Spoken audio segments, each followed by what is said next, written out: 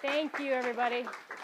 Thank you, Robin, for the introduction. And I know that you guys are like all looking at me with deer in headlights going, oh my gosh, we have to sit here and listen to somebody else today talk for another hour of our time. And I know that you guys have busy schedules, so I'm going to try to make this as interactive as possible.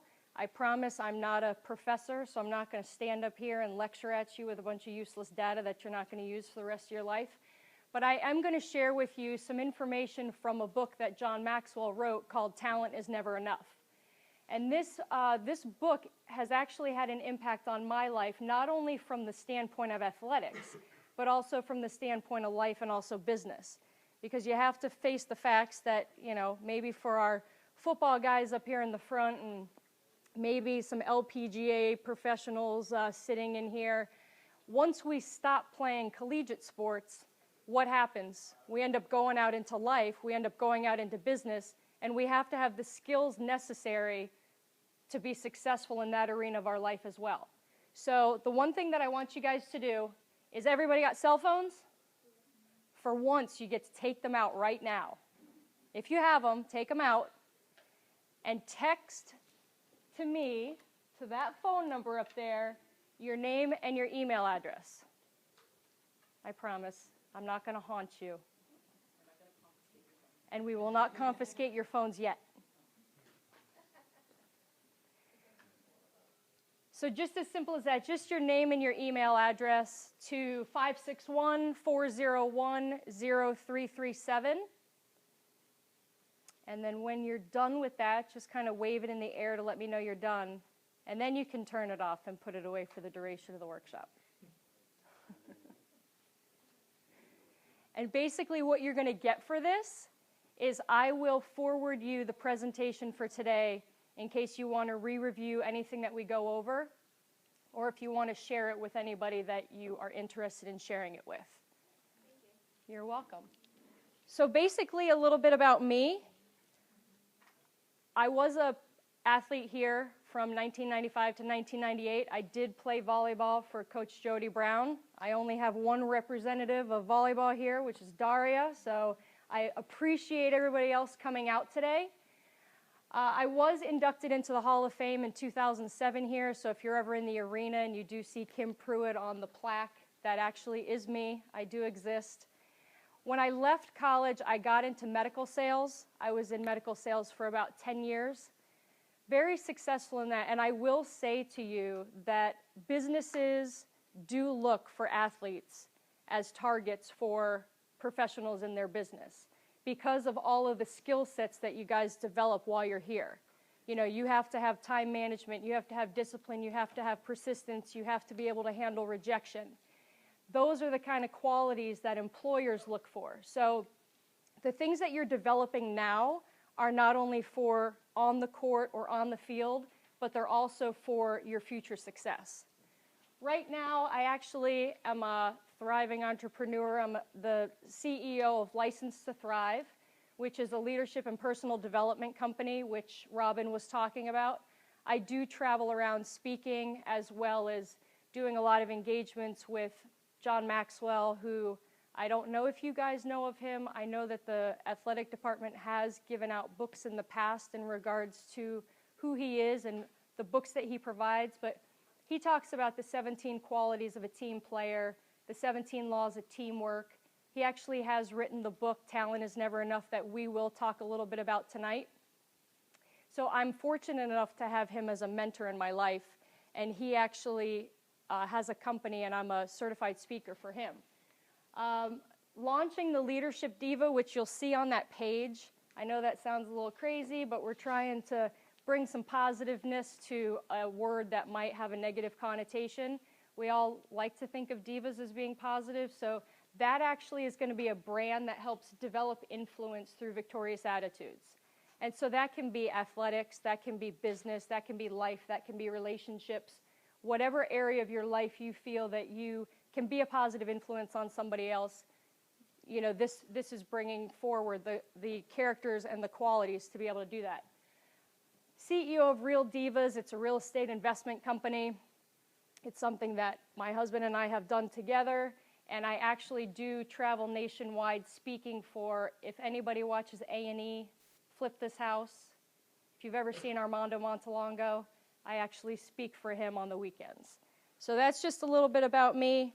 But the one thing I want you guys to do here, which might be a little bit different than being in a regular class and having to take notes on anatomy and physiology of a frog or calculus equations that you're not going to use in life.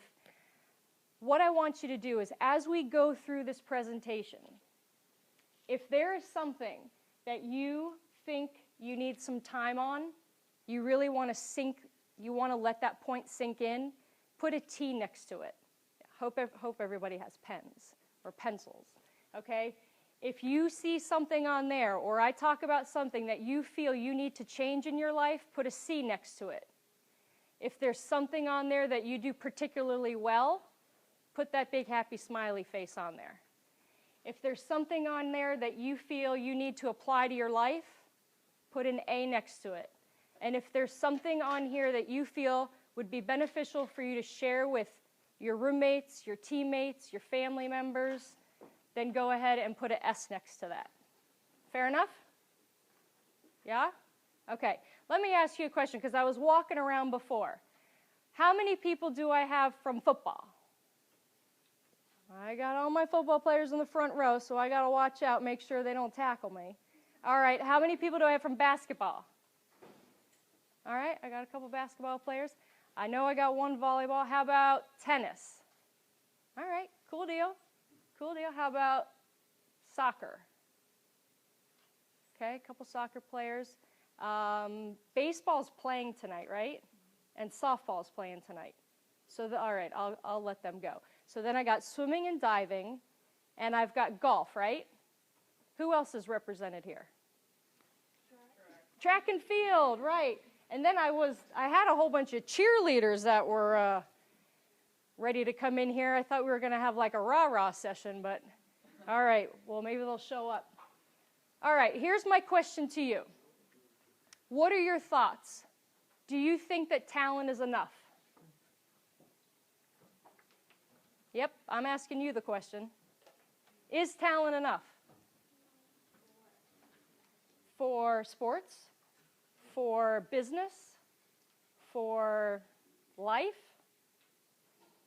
What do you think? No. If it's not, then what do you need to be successful? Communication. What else? Discipline. What else? Money? Okay, well, I guess, it all depends. Like I said, we're kind of talking about this book here, all right? This is a book that John Maxwell wrote, Talent is Never Enough. Bottom line is, when I played volleyball here, I had the talent. That wasn't a question. The question was, what was my attitude? How responsible was I? Did I slack at practice? There's a lot of different things that go into the fact that my talent couldn't always carry me. And there was a lot of times that I got benched because talent wasn't going to get me to where I needed to be with a poor attitude, or with being irresponsible, or with slacking off. So what I want you guys to do with me, all right, in his book, he talks about 13 choices that are going to take you beyond your talent. And they're going to help you no matter how gifted you are. But these are things that you have to work on applying to your life. So you guys say them with me. All right, the first one, belief lifts your talent. Second? All right, initiative. Focus. Preparation. Practice. Perseverance. Courage. Teachability. Character. Relationships. Responsibility. And teamwork. All right, that's 13. I don't want to scare you. We're not going over all 13 of them, I promise. But we're going to go over 2 of them tonight that from experience I think is going to help you not only on the court but off the court. Not only in athletics but also in life. So if you guys would be open-minded with me, we'll kind of go through the 2 choices that I picked was focus, to direct your talent, and responsibility to strengthen your talent. And if you look in the middle there, it says, we make our choices and our choices make us. It's extremely important to understand that, because I know that you guys are here in college, mom and dad are away, coach isn't with us 24 hours a day, and there's choices that you have to make when you don't have anybody else around. And ultimately, it's those choices that are going to make you. So if you look at it, focus directs your talent. And my question to you is, why is it so difficult to focus on one single goal? I mean, I'm sitting in here and I'm looking at kicking game goals and like about 12 different things that go under that. And then I don't know, we have offensive goals over here. So why is it so hard for us to focus on one single goal?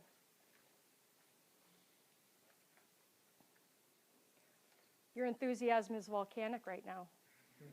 I'm like looking into a sea of eyes. But look, I was where you are. I know what it's like, because I know your typical day. You probably got up, swimming and diving, you probably swam this morning, 5 o'clock, 5:30. Then you went to class. Then you had to be back at the pool. Now you're having to sit through this.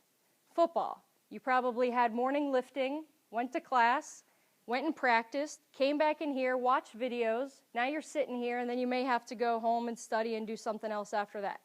I know what Jody Brown does to us. So morning beach workouts, then class, then practice, then something else, and then, homework. So here's the thing. It's a lot to juggle. You're juggling school. You're juggling sports. You're juggling relationships. You're juggling your family. You're juggling your social life, which you may or may not have right now. It is a lot to juggle. So focus is going to be very important for us going through this. And this is where we have to be really quiet, because the audio doesn't work except for on my computer.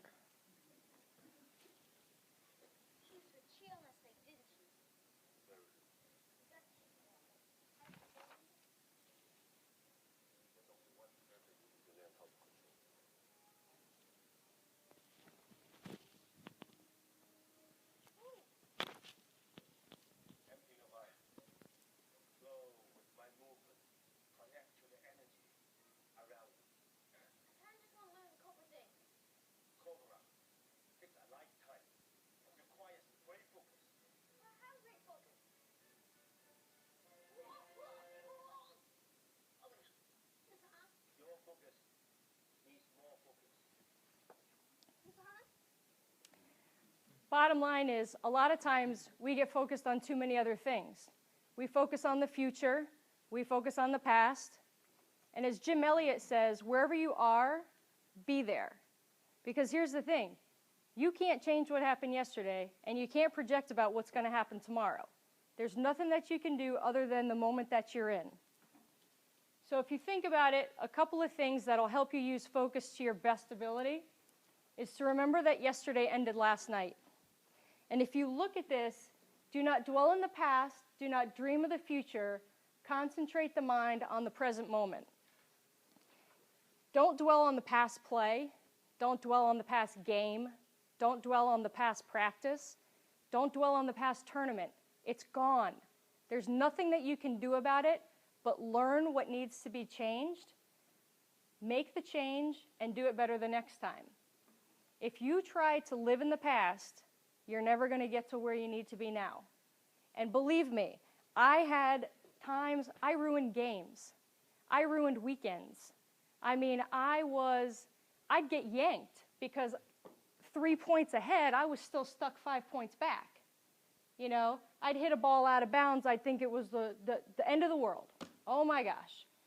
So then of course I shag a pass. I miss this. It'd be like, Dre, you're offensive line, right? So you're going to do what? You're going to go score a point? No, you're not. See? You're going to protect the quarterback. So what happens if the quarterback gets sacked? It's your fault. But now if you think about that being your fault on the next play, then what happens? Then you mess up again. Then we got a problem. And then Dre's going to sit by Coach Schnellenberger, or whoever the new coach is now, and think about what he needs to do and change for the future, right? It's the same thing here, and it's the same thing in life in general. We all make mistakes. It's going to happen because nobody's perfect. So this is a great example. Don't let yesterday take up too much of today. And our good old Will Rogers says that. But if you think about it, look at a rearview mirror. We always have to look in the rearview mirror to see where we came from. But if we look too long, we're not going to be able to go forward. And I want you to think of a car. Everybody's got a car, right? Well, you might have a bike on campus, but anyway, you got a car. You've at least driven in one before. How big's the windshield? Big. How big's the rearview mirror? Why?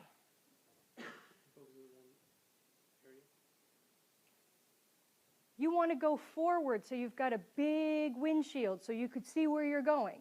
You only have that little rear view mirror because you only spend a small amount of your time going backwards in life, right? We don't want to keep going in reverse. We want to go forward. So that's the thing here, is just to remember, check there for where you came from, but look forward to where you want to go. All right. Here's the thing on focus. You have to be intentional about your focus. So here's something. John Maxwell wrote another book called Today Matters. And in it, he wrote The Daily Dozen. And so basically, on a daily basis, you read through these in the morning so you can set your intention for the day. Now, I'm going to ask you guys to read through these with me. So just for today, exactly. You choose to display the right attitude. You wake up in the morning, you decide, am I going to be in a good mood? Am I going to be in a bad mood? Am I going to give my all at practice? Am I not going to give my all at practice? Am I going to go to class? Am I not going to go to class? That's your choice. What's the second one? I will determine and act on priorities. How many people on a weekly basis sit down and write down what their priorities are for the upcoming week? Awesome, awesome. So I do have several of you in here that do that. Here's the thing. You guys have so much going on. Like we said before, you've got practice, you've got social life, you've got games, you've got traveling, you've got tests, you've got all these things that you have to do. If you don't prioritize what you need to really get done, then other things that aren't as much of a priority are going to take over. And then we're going to be trapped because it's like that 80-20 rule. We want to spend like 20% of our time getting 80% of it done. We want to work the smart way. So determine your priorities. Next one. You guys are not participating. I will know and follow healthy guidelines. Like I said before, you don't have mom and dad with you anymore. You don't have mom and dad cooking you dinner every night. You don't have coach with you 24/7. You don't have anybody saying, okay, get up and have a bowl of oatmeal for breakfast and a glass of orange juice, and then make sure you eat lunch and you choose healthy things to go in your body. Those are your decisions, okay? But I can tell you that having been in your shoes, you have to make the right choices in order to fuel your body for competition. That's like a no-brainer. Next one. Communicate with and care for your family. I don't know where everybody's from in this room. Somebody give me an idea. Miami. All right, how about you? Yeah. Switzerland. Wow, very cool. I don't know what her first name is. What's your first name? All right, Alan, where are you from? Orlando. Dre, where are you from? Orlando. Ashley? Tampa. All right, Will? Pensacola. Nicole? New Jersey. Very cool. All right, let's see. You're from Brazil? Awesome. You probably got the long distance award. How about Stefan? Sebastian. Oh, very cool. All right, so here's the thing. You guys are all away from your family, right? And right now you're probably thinking, heck yeah, I got no more mom and dad around. I can do what I want to do. The thing is, and I can tell you right now, based on something that I'm going through in my own personal life right now, reach out and call your family. Let them know that you're thankful for their support. Let them know how much you care about them. All right? My mom and dad are right here with me tonight. They never missed a volleyball game. They never missed a tournament. They're not even missing me speak tonight. Okay? You know, we're dealing with medical challenges in the family right now. You never know. You just never know when that person isn't going to be there anymore. So I'm going to highly recommend that that is one high priority on your list, is reaching out and calling your family. I know that not everybody comes from a great relationship with their family. I get that. But make that step and reach out. All right, next one. All right, good thinking. That goes in your mind stays in your mind. All right, you feed your mind bad stuff, you're going to think bad stuff. So just make sure that you're filling your mind with good, positive things. Next. All right, you guys did a great job of that tonight. All right, you showed up on time. I can tell you, early, on time for practice is usually early, okay? If you show up on time, you're already late. Same thing in business. You get out of here and you go into the world and you go to interview for a job. If you show up for the interview on time, If you're going in and you're making appointments and you're making commitments to go see clients or keep, dates, make sure that you do that. And be responsible with that time. If you're going to be late, make sure that you let somebody know that. All right, next one. Yeah, I know you guys are probably giggling at me for that one, because you guys are like, what finances? I know. I was in your shoes. Even as a scholarship athlete, I know we didn't get too much. And we have to manage that. We have to pay our room. We have to pay our board. We have to pay our food. We have to pay our gas. We have to maybe take friends out once in a while. And then at the end of it, we don't have anything left. And then we're calling mom and dad saying, hey, can you guys please send some money? I can tell you that I wasn't too good at this when I was here, and I ended up $15,000 in debt when I left. Now, that's being a full scholarship athlete, but I know we can't work. I know that our hands are tied with that, so I used to work during the summer and make as much money as I possibly could. But then I got, on the breezeway there, all those nice credit card companies soliciting you guys for, you get a free T-shirt, you get a free water bottle. I don't know what they give out nowadays. And they give you credit cards. As long as you're responsible with it, it's cool, But you start racking up and spending money you don't have, you get out of school, and you got stress from the get-go. All right, next one. All right, I'm not here to preach. I'm definitely not a preacher. You could ask me a scripture, and I wouldn't probably be able to tell you that. But what I do think is that faith, as described here, could be as simple as faith in yourself, faith in your teammates, faith in your coach. It's believing that you can do something. If you are from a background where you do believe in a power greater than yourselves, invest in that, deepen that, and live that out. Next one. Yep, we're going to talk about that later, but this is a big thing. You surround yourself with quality people that bring you up, you're going to be successful. If you continue to surround yourself with people that are going to bring you down, self-explanatory. Next. All right, and now people may be thinking, oh, well, I don't have any money, so I don't have to worry about being generous. But it's not about money. It's about you. It's about your time. It's about how you interact with other people. What if it's, giving somebody a ride to practice? What if it's helping somebody carry their books if they've got something going on? What if it's, reaching out to a teammate who had a hard time at practice or who might be going through something? We can talk also about generosity being giving of your time. I know a lot of times as student athletes, we did volunteer projects together. And that was a way of giving back our time and being generous to those who were less fortunate than we are. Because you got to consider yourselves, just the fact that we live where we live, we have a roof over our heads, we have food to eat, we have a car to drive. We're like in the top echelon of wealth in America. And you guys may be saying to yourself, I don't have $5 in my wallet right now, so you really don't know what you're talking about. But there's a lot of people out there that would love to be in the situation and in the seats that you guys are filling right now. What's the next one? All right, good values. I can't tell you what your values are. I don't know what your values are. I can tell you probably have team values. There's probably athletic department values. But your individual values are your individual values. And you have to live up to those.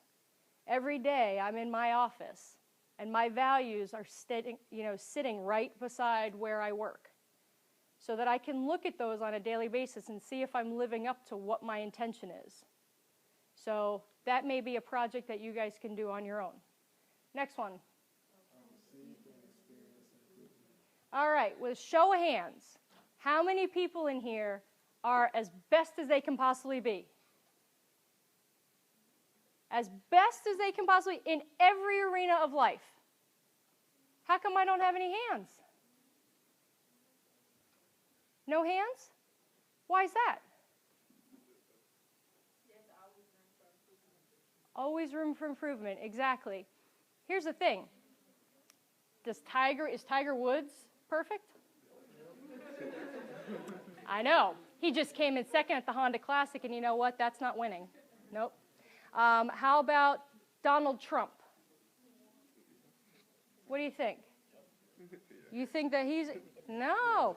He's gone bankrupt multiple times. He's made bad financial decisions, but he learns from those and moves on. The whole reason that you guys are sitting right here, okay, maybe because the athletic department told you had to pick a class and come to it. All right? But, this class is a little bit different than some other classes you might learn about, but you're here to improve. You go to practice to improve. You go to all sorts of different things. You go to seminars to improve. You go to training camps to improve. You go to class to improve your knowledge.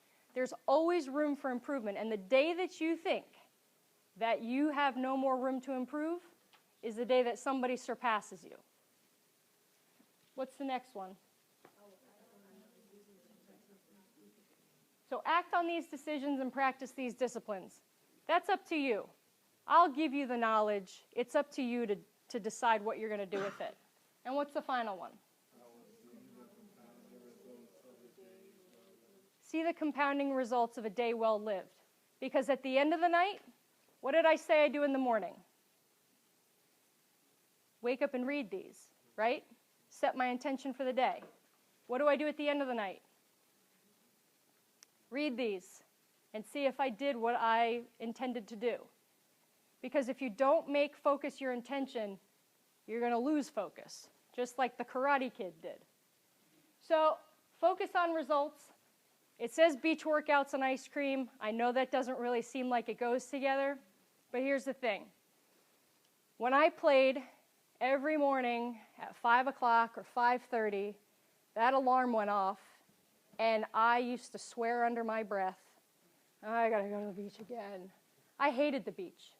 I tell you, when I graduated, I didn't go to the beach for a couple years because I couldn't even stand to walk in the sand after all those beach workouts. I didn't even step foot in a gym because I didn't want to work out. But my beach workouts, my focus, my end result was the conference championship. 1998, FAU won their first conference championship in volleyball. And I was on that team. And that was the intention that we set before when the season started. So yeah, I didn't want to get up and go to beach workouts. I didn't want to get up and do suicides. I didn't want to get up and lift weights. But my ultimate goal, my ultimate result was a championship that would have brought the first one to the school. So it was a motivating factor for me. The ice cream thing, all right, Coach made us give up something that we really, really liked. And I tried to give up something really cheesy, like something that would have been real easy.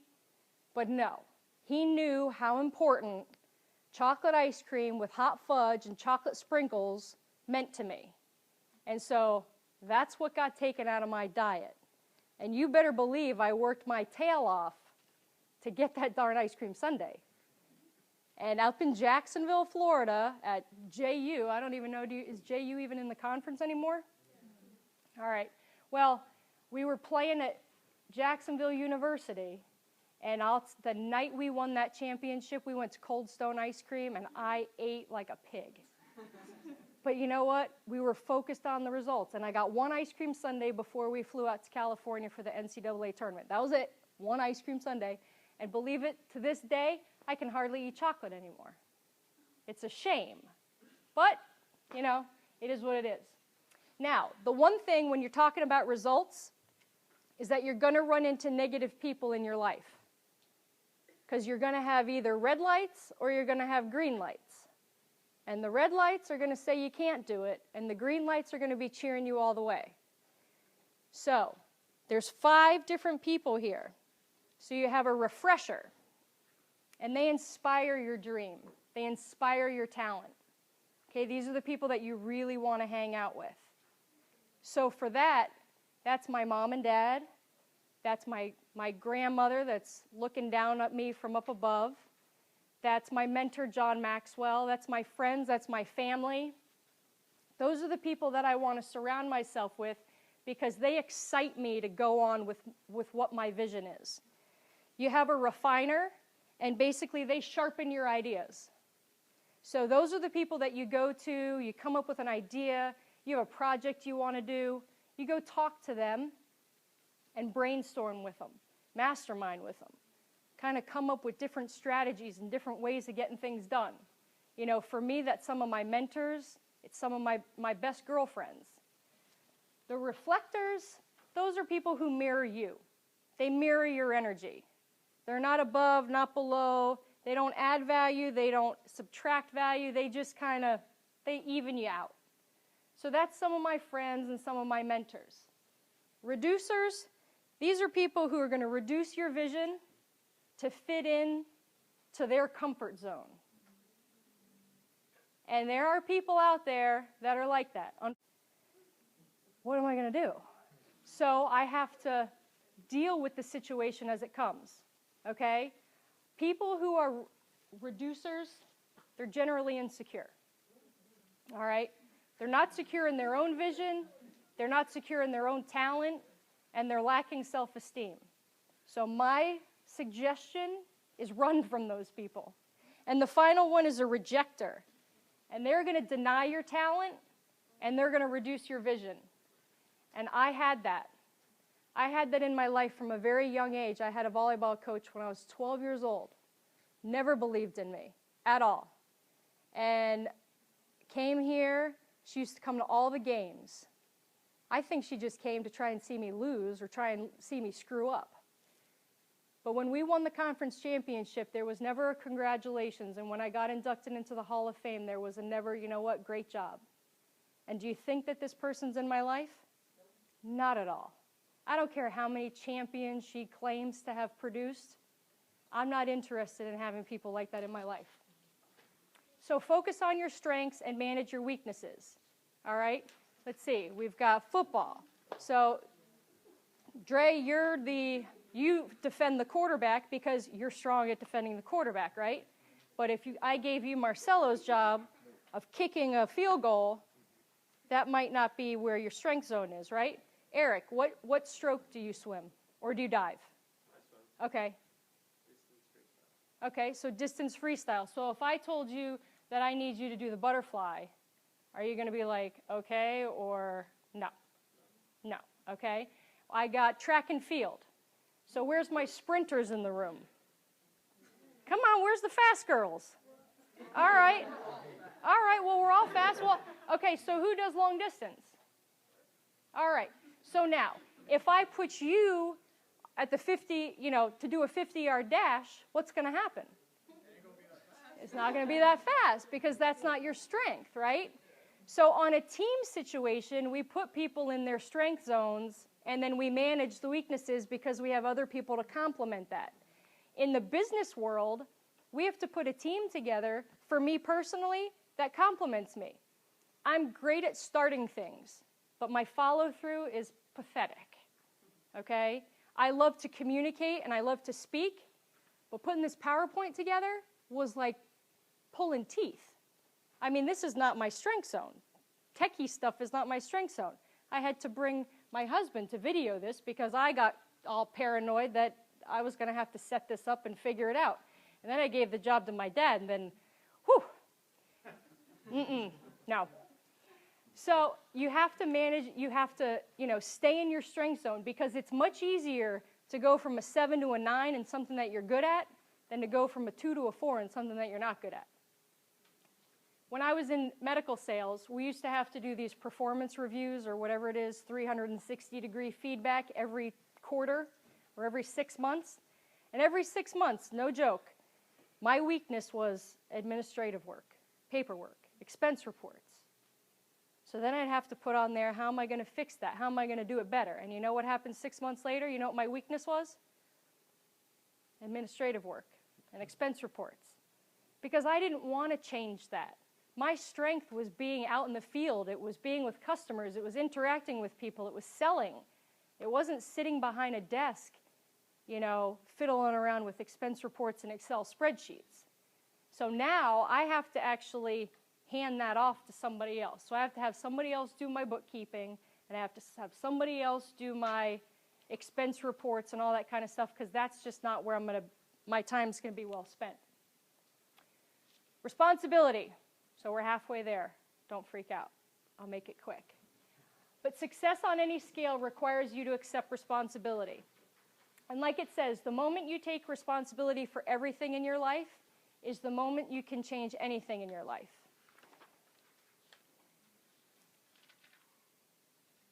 So, if I say these names, Tiger Woods, what comes to mind? Yeah, he went from a tiger to a cheetah, right?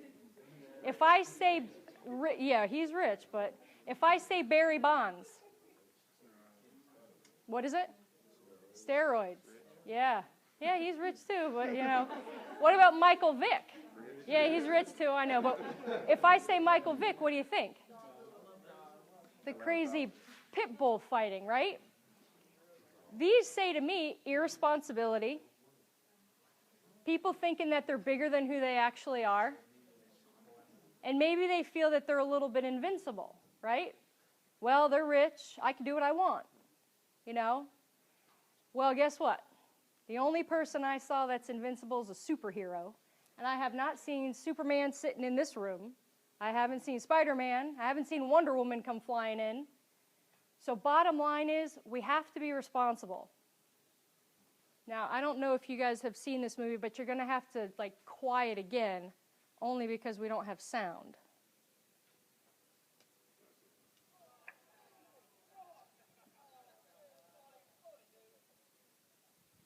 So, Coach, how come it's West Beach? How strong we are? You already rich Friday night down at the Lost Brook? Well, not if I know we can beat them. Here, Rob. Here.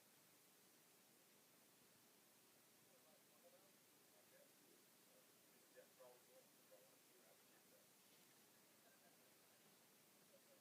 What, you want to go to 30?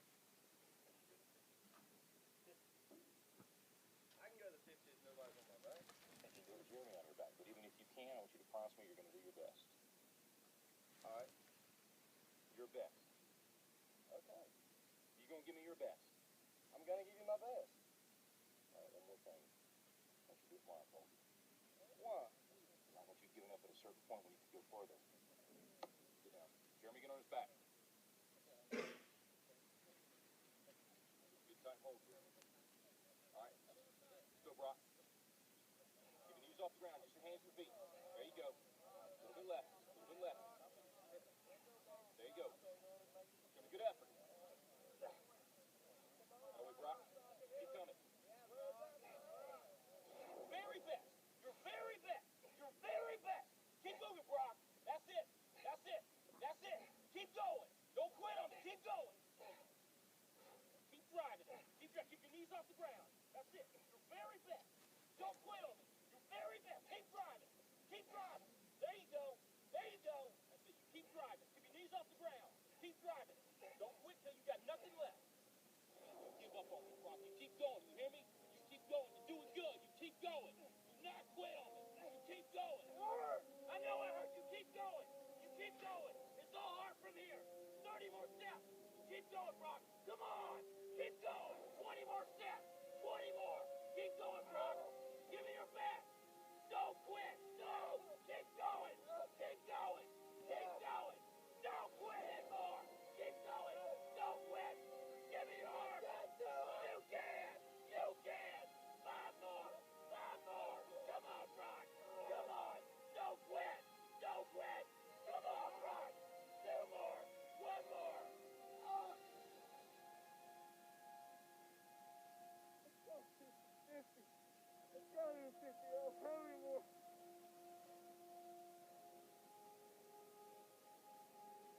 Look up, Brock. You're in the end zone.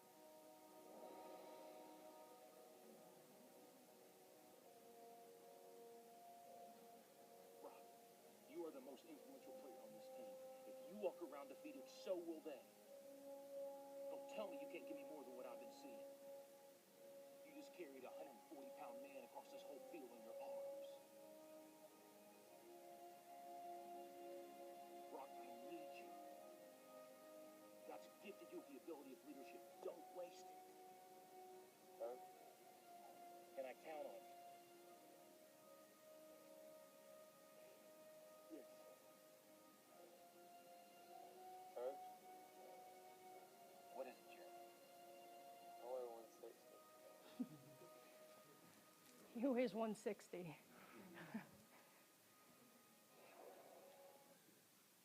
Whoops. Bottom line is, if you desire success or honor off the court, you need to make responsibility your choice. Here's the thing, as a student athlete, like Coach said to him, he's a major influence on this team. If he's defeated, everybody else feels defeated. Bottom line, leadership's influence, nothing more, nothing less. You influence people every day. You influence your roommates, your teammates, your family, people in the community. You have fans, you have friends, and you have foes, okay? The foes are always going to look for you to screw up so that they have something to talk about. You have the old and the young, you know? You don't discriminate who comes to your games and supports you and cheers you on, but you have a responsibility to them to be a positive influence. As a successful student athlete here, I had immense responsibility leading my team, influencing the youth. We used to do a lot with the youth. We used to have women's sports day here where the girls would come and stay at our apartments or our dorm rooms, and then they would shadow us all day, and they would go through a day in the life of a student athlete. I actually got involved in my school. I don't know, do you guys still have the Student Athletic Advisory Committee? Yeah? Okay, I was the president of that. So that was responsibility that I had. Football boys up here? You're sitting here because of a task force that I was on in 1998 to bring football to this college. I was on a task force with Coach Schnellenberger, sitting way over in the education department in a huge stadium seating, arena like this, planting the seeds of how to get football here. So, of course, when I drove in today, I was like, holy cow, this looks nothing like when I was here back in the day. I won't tell you when, well, you kind of get an idea when I told you I was here in 95 to 98. But, I mean, I drove in seeing the football stadium, alumni center, some workout facility that looks at the stadium. I was trying to figure out what that was as I was riding over the speed bumps. This is nothing like FAU was when I was here 15 years ago. But it's an awesome place to be now, and it's only getting greater. But the one thing is, responsibility strengthens your talent and increases your opportunities for long-term success. So 4 different ways that that's going to do that. It provides a foundation for success. That's without a doubt. It also leads to more responsibility. And I mentioned that to you. I was the captain of the volleyball team as a freshman. You do a good job at that, they want you to become involved in the athletic department. You get good at that, then they hand you some other jobs. And all the meanwhile, you've got responsibility of being a role model for other people. Was it always easy? Was doing what I did always easy? Is it easy to lead your team? No. Is it easy to influence the youth? No. These youth right now, I tell you, I'm doing Youth Leadership Week in the beginning of May, and I'm hoping to get through to some of these youth. You know, what about getting involved in your school? How many people are involved in something in school right now, other than athletics? All right, so I've got a couple hands. All right, how easy is it to, what was the final thing that I said? Influence the youth, get involved in your community. How many people are getting involved in their community? All right, okay, it's manly to get involved. Watch what happens at the end of this presentation. Thing is, was it always easy? No. Was it worth it? Absolutely. Because everything I did molded me into who I am today and molded me into developing the qualities I needed to be successful. Was I always perfect? Yeah, my mom could say no. Did I fail? You want to know how? Oh, see, everybody always wants to know how I fail, because that's the fun thing. It's always fun to see how everybody else messes up. Okay, perfect example. I rollerbladed from my apartment to school one day. No knee guards, no wrist guards, and no goofy helmet. Cut off shorts and a bathing suit top. I'm rollerblading through, and who drives by me? My coach. Although it was in the rules that you didn't rollerblade. And you didn't do anything that was going to risk you getting hurt because you're on the school's dime, right? So what ended up happening to me? Timed miles twice a day for an entire week. Because I had to suffer the consequence of being irresponsible and disobeying the rules of the team. Let's see, what's another one? Negative attitude. That was irresponsible to my team. And what ended up happening to me? I got yanked. I got to sit on the sidelines. I got to watch the team play, which is the most painful thing that you could do to somebody like any of us in here, you know? Partying. I mean, bottom line is, I know we're all late teens, early 20s, and we're away from mom and dad, and we want to have a good time, and that's cool, but you got to be responsible. Because you wear a shirt like that, FAU swimming and diving, and you're out there acting like a bozo, drunk somewhere, you know, that's a reflection on the school, a reflection on your team, you know, and a reflection on you. You don't know who knows who you are. I mean, I'll tell you, it's very surprising sometimes when people are like, oh, I recognize you. And you're like, oh, great, you know, let me make sure I was doing the right thing. So I don't know what everybody's personal experience is or what your personal history is with responsibility. So if I assume, which is risky, why? Come on, somebody knows what assume means. Yeah, makes an ass out of you and me. Anyway, I don't know. Let's just say that you've had a poor history with responsibility. How are we going to make you talent plus in this area? Start where you are. Like this says, don't wait for something big to happen. Start where you are with what you have, and that'll always lead you to something great. Start small. If you see that there's an area that you're not responsible in, work on that. Baby steps, you know? You got to take baby steps. You got to crawl before you walk. You got to walk before you run.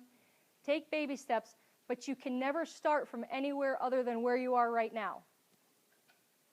Choose your friends wisely. I'm going to hone this one in. Choose friends wisely. Like elevator buttons, they'll either take you up or down. And my mom always used to say to me, show me your friends and I'll tell you what you are. This guy in the book, I don't know his name, Kevin somebody, he says, choose your friends wisely because that's the path and the direction that you're going to go. Now, it always used to frustrate me, and I always used to get very defensive when people would kind of guide me to stay away from certain people. Because you build relationships. You want to hold on to those relationships. That's where we feel comfortable. That's where we feel secure. But I'll give you a real-life example of how one choice could have cost me everything. I had a girlfriend of mine that went out with us one night to Sunfest. You guys know what Sunfest is up there in West Palm. Happens in the beginning of May. You know, concerts and everything. There's some pretty cool people coming this year. She decided to party a little bit different than how I've ever partied. But she decided to leave it in my car, okay? So I go to work the next week, and I've got my manager riding in the car with me, and he says, you know, do you got something in your car? And I said, no, sir. And he says, are you sure? Because it sure smells like it. And I said, sir, I've never done that in my entire life. I have no idea what you're talking about. So I dropped my manager off. Literally, you got to remember this. I'm scouring the car everywhere. I mean, I'm tearing this thing apart. And sure enough, I find exactly what he was talking about. And I was like this. I was like shaking. Because what were the consequences for that? Never mind my manager finding it or being like, okay, yeah, you do have what I thought you had. Losing my job, my car, my income, everything. But what happened if I was driving in my company car and for whatever reason I got pulled over? Now what, I get pulled over for possession of something that's not mine? But then what? So, it's not always easy to have to cut off or exit relationships that aren't beneficial to you, but I'll tell you that your future success depends upon it. I can't surround myself with people that are going to step in the way of where I'm going. Stop blaming others. This one will be fun. So, as the chicken says, you've got a problem with avoiding personal responsibility, and the other chicken says, yeah, whose fault is that? How often does this happen? I was so good at this. I was like the master victim. I like to blame everybody else because then I could focus on their problems and avoid mine, right? So, avoiding personal responsibility is the easy way to go. So, what I want you to look at that picture. What do you notice about the picture?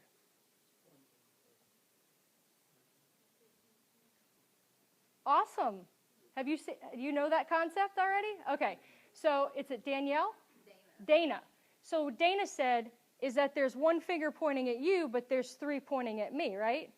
So, the one thing you have to do is if you notice something in somebody that you just can't stand, and it happens, right? You got one finger pointing at them and three at you. You need to look in the mirror. Maybe it's something that you don't like about yourself that needs to be changed. But it's real easy to blame everybody else, right? On the court, what did I do? Oh, if they would have just played harder, we would have won, right? You ever sit there and say, man, you know what? Alan, he ain't even practicing hard today. He's not giving it his all. And Mike, you know what? His mind's in another world. And flight uptown, 3 down, back there, he's on his cell phone. I caught you. Yeah, you. What sport? Okay, so what happened? Anybody? Let's see, where's the other basketball players? All right, so what happens? Is it Andre? Andre, sometimes, is he cell phoning on the court? Misses a pass, misses a shot, you know? It's really easy to point the finger and say, you know what, it's somebody else's fault as to why we didn't do what we needed to do. But at that point, you need to say to yourself, you know what, was my head in another world? Or was I not giving it my all? Take personal responsibility. At home, all right, this one will hit home with everybody. If I hadn't come from such a dysfunctional background, then I wouldn't be dealing with the stuff I'm dealing with today. If life hadn't dealt me such crap, I wouldn't have to deal with this. You know what I say? What do they say? When life hands you lemons? Nah, squeeze it in the mean people's eyes and hope it, you know, makes them cry. No, I'm just kidding, but I had to make you guys laugh. All right, in relationships. How many people in here are in relationships?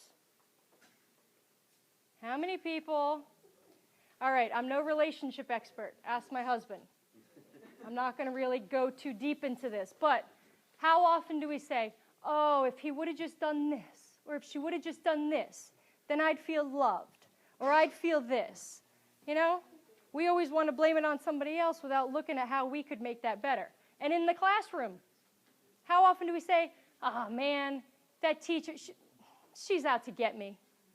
She made that test so hard. No. Did you guys take personal responsibility and not study?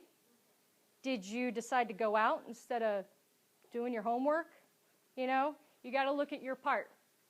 So, you guys can shout it out at me. Who have you blamed in the past for your circumstances?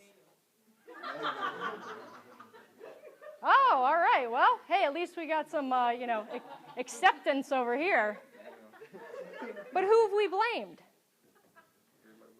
You blame everybody but yourself. Exactly. And it takes a lot of maturity and a lot of acceptance to realize that we have a part in things. And it also takes a lot of maturity and a lot of acceptance to look at our part and to change what it is that we need to change in order to make things different.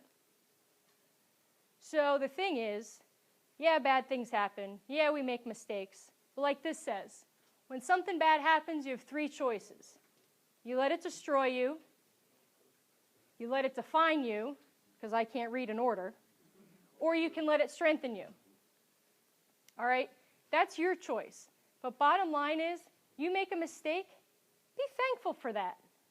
Because I'll tell you what, your best lessons are going to be from your biggest failures. Your best lessons are going to be from the biggest mistakes you've made. The book that I'm writing right now, yeah, it may be on success, but boy, there's been a lot of stumbling along the way.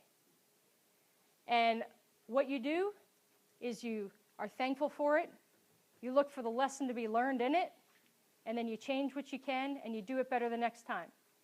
It's that simple. So remain teachable to the lessons that responsibility has for you. Gaining success means practicing self-discipline. Dre said that earlier when we were talking about what it takes to be successful. Start what you finish. That's always challenging sometimes, especially in our busy lives. We can start projects, we can start things, but we don't necessarily finish them. I told you myself, I'm great at starting things, I'm terrible at finishing them. Okay, you know what I was doing at noon this afternoon? Printing out those handouts. Okay, because I was flying all over the country this month, dealing with, issues with my mom, and then, putting presentations together. This afternoon at 2 o'clock, I'm like, oh, maybe I should run through this thing for one time. Maybe I should practice, I don't think my speaking coach would be too happy with me, but that video's for him. Know when others are depending on you. Don't expect somebody else to step in and do what you need to do. All right, live beyond yourself. There's a lot of athletes out there that are doing things and being very charitable and living beyond themselves. And whether you personally like them or not, that's not why they're up there. But Tim Tebow, he's got the Tebow Foundation. Mission of Tim Tebow Foundation is to bring faith, hope, and love to those needing a brighter day in their darkest hour of need. Whether you like him or not, I've met him, and he is amazing. I'm going to dinner with him on May 2nd, and I actually am so excited about it.